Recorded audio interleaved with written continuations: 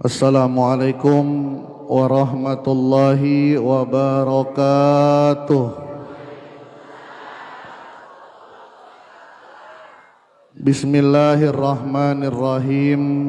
Alhamdulillah wa kafa wassalatu wassalamu ala nabiyil mustafa wa ala alihi wa sahbihi ahli sidqi wal wafa, amma ba'du. Ilahi anta maksudi waridaka matlubi, a'tini mahabbataka wa ma'rifatak. Ashabal fadilah, ahli silsilah thariqah qadiriyah naksabandiyah, pondok pesantren Suryalaya, wabil khusus Syekhuna wa murabbi arwahina pengersa Abah Aus Qaddasallahu sirrah, wa nafa'nallahu bihi wa bi anwa'i ulumihi wa asrarihi wa karamatihi bi barakatil Fatihah.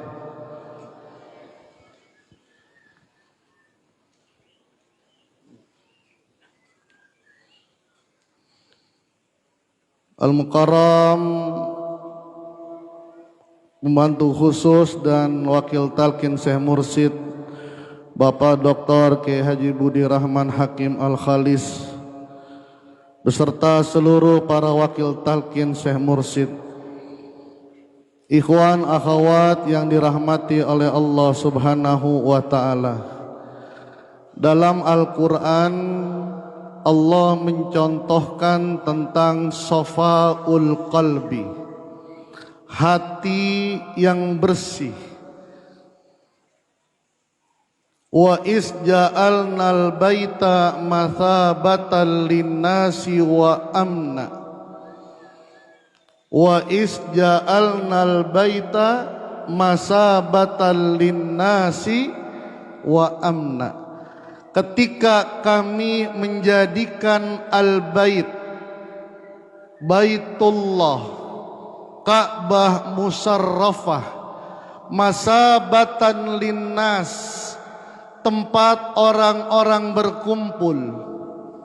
Syekh Nawawi Al-Jawi dalam tafsir Marahil Labid menafsirkan, tidak ada orang yang datang berkunjung melakukan tawaf di Ka'bah kecuali akan rindu untuk kembali melihat Ka'bah. Mudah-mudahan kita dibisakan untuk melaksanakan umroh. Habis ini daftar Amasaz, daftar aja udah, yang penting ada niat. Min kulli fajjin amik, datang dari berbagai penjuru, tujuannya adalah melihat Ka'bah. Bahkan kalau biasanya kita mimpin jamaah, kalau melihat Ka'bah pertama dianjurkan membaca doa. Biasanya kita mimpin jamaah kagak ada yang ikut baca, tapi pada nangis semuanya. Allahumma zid hazal baita tasrifan wa ta'ziman wa takriman. Kita lihat samping pada nangis semuanya, enggak sanggup baca Ustadz, begitu terharunya dengan Ka'bah. Yang pertama kali ketika umroh makbulah, Abah mengajarkan kepada kita inti melihat Ka'bah. Bagaimana ketika melihat Ka'bah, melihat siapa yang punya Ka'bah, yaitu Allah. Maka ketika melihat Ka'bah, seluruh jamaah umroh makbulah tidak ada yang baca Allahumma zid hazal baita, tapi semuanya menghidupkan zikir khafi. Masya Allah, langsung ingat kepada siapa yang punya pakai ihram. Biasanya baca labbaik Allahumma labbaik, labbaik la syarika laka labbaik. Abah mengajarkan inti daripada labbaik adalah setelah niat umrah semuanya tertunduk. Mutawifnya karena belum talqin, dia mimpin labbaik. Ayo para jamaah kita baca labbaik Allahumma labbaik. Pada saat itu saya bersama dengan Abah satu bis. Semuanya tawajuh. Labbaik Allahumma labbaik. Dia bisik sama saya, Ustadz pada ngantuk ya, begitu. Dia kagak paham. Nunduk semuanya. Inti labbaik. Berapa banyak orang baca labbaik sibuk dengan bacaannya, tapi tidak dengan ini.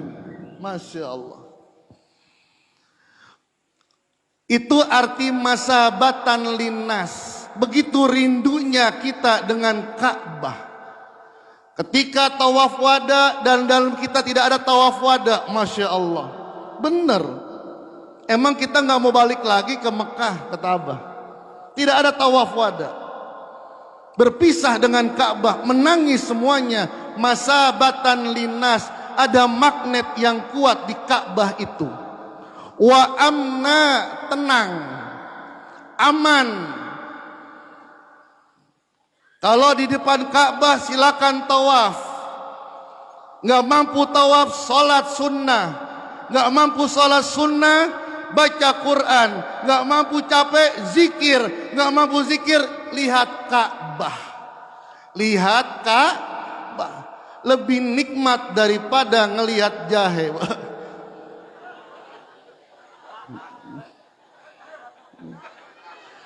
Kalau kata Kiai Lukman harus dibawa, ya nggak boleh nggak dibawa. Pertanyaannya, apa yang menarik dari Ka'bah itu? Apa yang membuat orang rindu dengan Ka'bah? Apa orang yang nyaman, yang membuat nyaman dengan Ka'bah?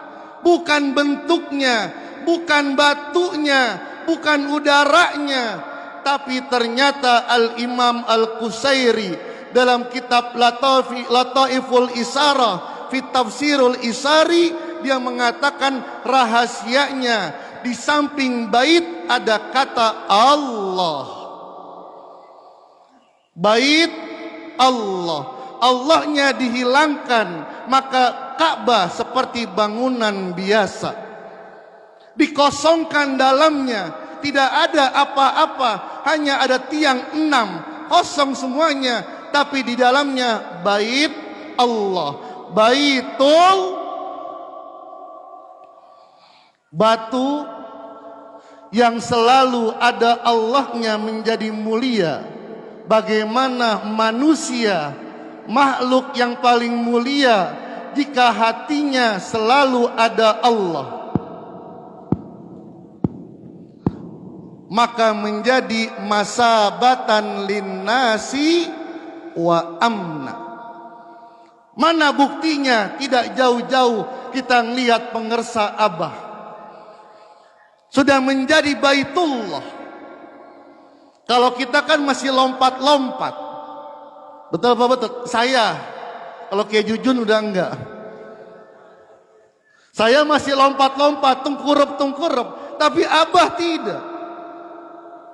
Abah ketika di Suryalaya dia berkata, kalau saya ingat Umi, saya bisa rugi. Karena belum tentu Umi ingat saya. Tapi kalau saya ingat guru agung saya di belakang saya, Abah Anom, maka saya beruntung. Saya terbawa karena yakin beliau sedang bersama dengan Allah, sedang zikir khafi. Begitu pula kita. Maka robitoh yang paling baik bukan membayangkan wajah. Tidak salah membayangkan wajah, Pak. Tapi Abah bilang, kalau kita berantem, yang kita bayangkan wajah guru kita, kira-kira babak belur atau enggak? Apa yang harus ikutin gerakannya? Bagaimana gerakan guru kita sampai akhirnya rasakan gerakannya. Begitu pula zikir khafi, Rabithah yang baik merasakan getaran hati guru kita. Karena pasti Abah sedang menghidupkan zikir Rabithah itu ke guru mursyid, bukan ke wakil talqin, Pak. Datang ikhwan ke saya. Iya, datang ke saya karena dekat. Kiai, saya Rabithah ke Kiai dulu ya. Saya bilang coba aja, paling mentok-mentoknya jahe. Saya bilang begitu. Mentok-mentoknya jahe.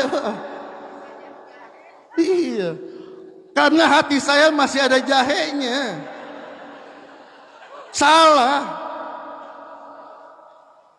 Jadi bagaimana ke guru mursyid? Tapi susah, emang susah. Tapi harus dipelajarin dan harus dicoba. Nggak boleh kemana-mana dulu. Kenapa? Pasti Abah bersama dengan Abah hatinya sudah Baitullah, Pak. Sudah tidak ada siapa-siapa dan apa-apa. Dalam syirnya Abah sudah tidak ada siapa-siapa. Al-Imam Al-Ghazali yang tadi dikutip, wafat 505 Hijriah. Beliau dalam prosesnya 30 tahun. Akhirnya beliau mendapatkan skeptis, kebimbangan. Akhirnya beliau melepaskan semuanya, pergi ke Syam, melepaskan semuanya, tinggal di menara Masjid Jami Al-Umawi. Disitulah beliau baru merasakan ternyata ilmu yang memberikan kemanfaatan yang luar biasa adalah ilmu tasawuf, soft, membersihkan hati dari segala apa-apa. Maka beliau menulis akhir kitabnya Munqizu Minad Dolal. Sebelum itu kitab Ihya Ulumuddin. Dalam kitab Ihya Ulumuddin pembahasan Toharoh beliau membagi 4, Pak. Ada Toharatul Ajsam, membersihkan badan kita dari najis dan dari hadas kecil dan hadas besar. Hadas kecil itu mohon maaf BAB, BAK. Kalau hadas besar iltiqaul khitana, ini bertemunya dua khitanan, khitan ibu, khitan bapak ketemu, maka wajib mandi. Itu namanya hadas besar. Kalau baru setengah helmnya, ini fikih, belum ketemu hitan dua hitannya, orang thariqah harus ngerti fikih juga. Iya kan? Harus ngerti fikih. Kiai Nur baru setengah helmnya, ditelepon sama Kiai Lukman, Kiai Nur harus ke sirna rasa, cabut lagi, nggak perlu mandi, cukup wudu. Kenapa? Benar, Pak. Karena tidak bertemu iltiqaul hitan perempuan dan hitan laki-laki. Ini yang pertama. Tapi jangan berhenti sampai di situ, kata Imam Ghazali. Toharatul a'dha, membersihkan anggota tubuh kita dari perbuatan maksiat. Mata jaga, tangan jaga, kaki jaga.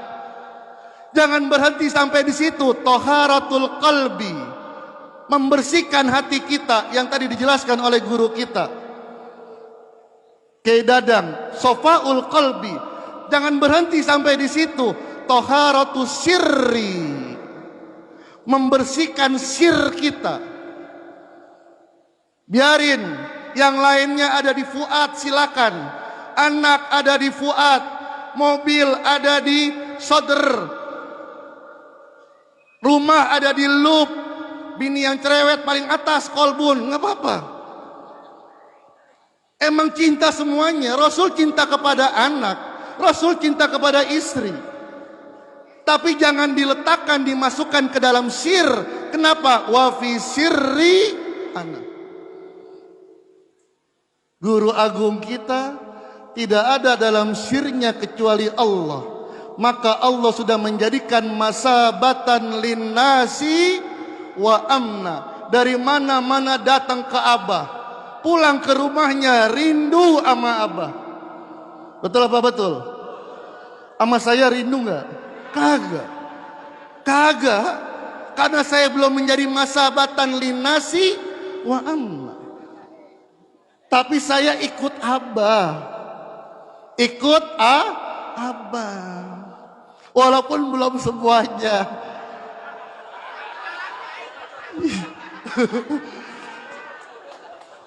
Iya. Bukan berarti kamu ikut, belum mampu ikut. Itu. Ketika Abah memaklumatkan tentang udut, langsung ke Junai juga Jujun, udah Kiai berhenti rokok. Apa maksudnya? Sama Abang nggak boleh ngerokok, ya Allah. Berhenti Pak. Tapi monyong mulut. Saya telepon Kiai Hasan, Pati, Kiai gimana? Ya Ustaz Kiai, kita berusaha. Sorenya saya telepon lagi, Kiai gimana? Ya udah mengharap kejembaran Abah.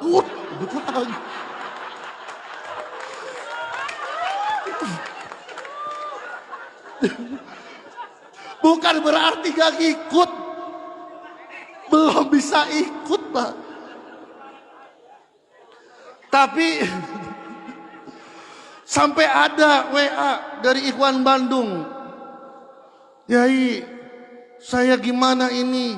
Saya masih merokok. Apakah saya masih diaku jadi muridnya Abah? Saya bilang, tetap jadi murid khusus. Saya bilang,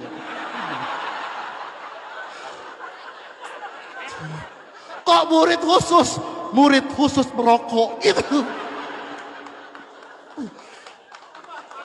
Saya bilang, Abah itu merangkul. Saya Abdul Qadir bilang, saya Junaid Al-Baghdadi bilang, saya Ma'ruf Al-Karhi bilang, Abah Sepuh, Abah Anom, Abah Aus, kalau ada muridku yang ada di barat terbuka auratnya, maka tanganku akan menutupnya. Betul. Bahkan benar, itu karakter mursyid. Lihat kisahnya Nabi Khidir. Wa amma safinatu fakana limasakin ya'maluna fil bahri fa aradtu an aibaha wa kana wara'ahu malik yahuzu kulla safinatin gosba. Nanti baca 38 kisah Al-Quran. Udah beli belum bukunya? Beli. Ikhwan dukung Wakil Talqin nulis buku. Gimana dukungnya? Beli. Jangan lihat doang. Wah ini karyanya kayak Sahid nih. Beli walaupun gak dibaca. Kayak Dr. Sudul Anwar. Beli. Taruh di rumah. Jimat jadi.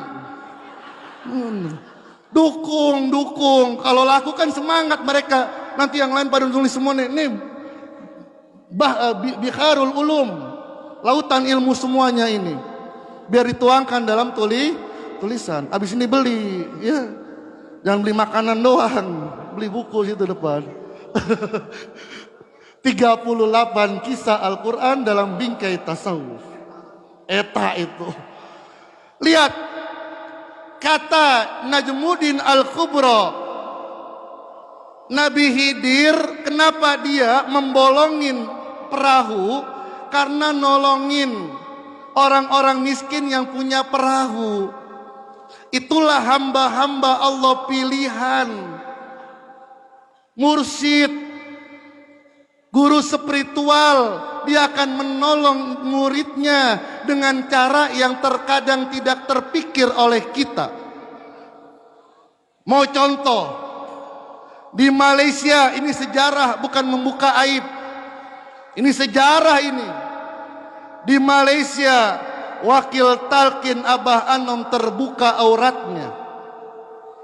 Kenapa Ustadz tidak bisa meyakinkan ulama Malaysia tentang zikir la ilaha dengan dalil tetap tidak yakin? Abah Anom dari Suryalaya yamuddu yadaihi liyastura auratahum menjulurkan tangannya menutup aurat mereka dengan mengutus guru agung kita Abah. Ditulis sama Abah Afdolul Zikri falam annahu.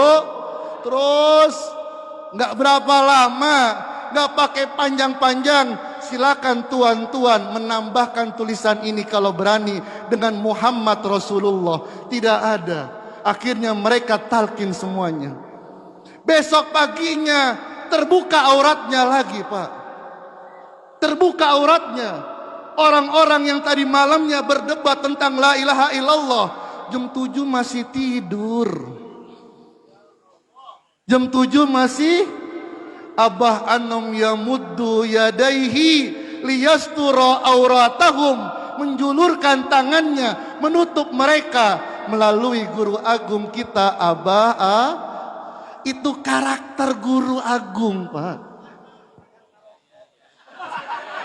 Yang begitu aja ditutup, apalagi yang masih belum bisa ninggalin.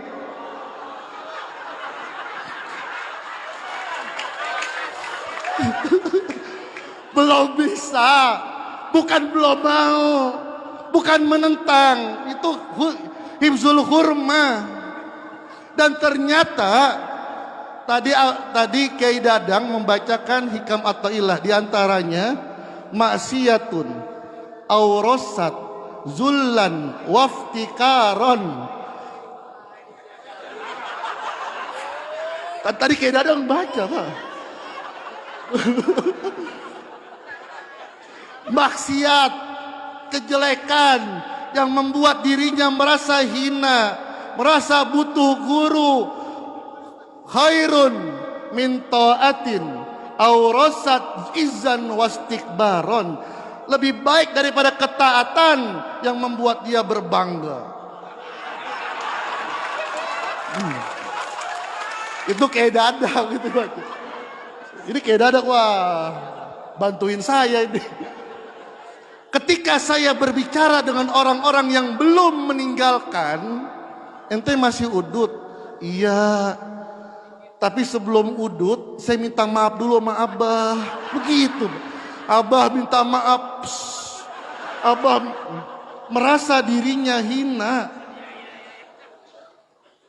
Ada lagi, Pak. Ente masih udut.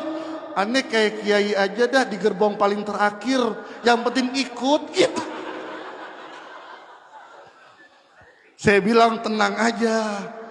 Murid Abah bermacam-macam, tapi Abah tidak akan meninggalkan pintu neraka sebelum murid-muridnya semuanya masuk ke dalam sorga.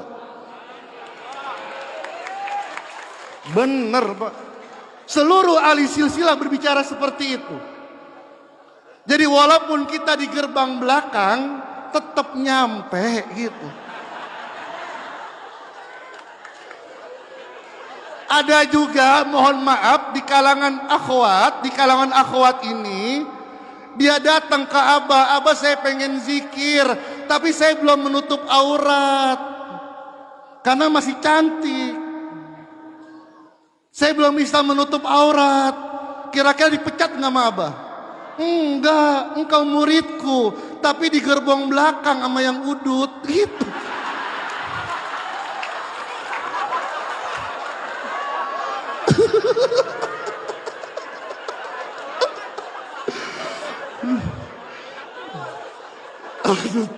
Hidup udut. Sofiyul qalbi. Jadi ya, kalau Imam Ghazali itu dalam kitab Ihya Ulumuddin marah, Pak. Kalau kita baca tulisannya, ini nadanya marah. Marah dengan apa? Orang yang hanya sibuk dengan zohirnya saja. Maka dikatakan banyak ulama-ulama, orang-orang soleh pergi ke masjid nggak pakai sendal, langsung sholat, nggak terlalu hati-hati dengan toharoh badan. Yang penting toharoh qalb, yang penting sofaul qalb. Begitu pula dalam mentaati perintah Abah. Penting, emang penting. Mereka di gerbang pertama sudah, tapi mudah-mudahan tadi kata Kiai Daniel, Masya Allah, terima kasih Kiai Daniel, mudah-mudahan dibisakan gitu. Yang belum bisa artinya belum dibisakan gitu. Tidak ada murid yang gagal. Murid yang gagal adalah murid yang selingkuh dengan mursyid yang lain. Murid yang gagal adalah yang menjadikan wakil talqin sebagai mursyidnya di atas daripada mursyidnya. Itu murid yang gagal. Kalau belum bisa ngikutin, belum murid yang gagal. Gerbong belakang udah. Mudah-mudahan ada manfaatnya. Terima kasih. Assalamualaikum warahmatullahi wabarakatuh.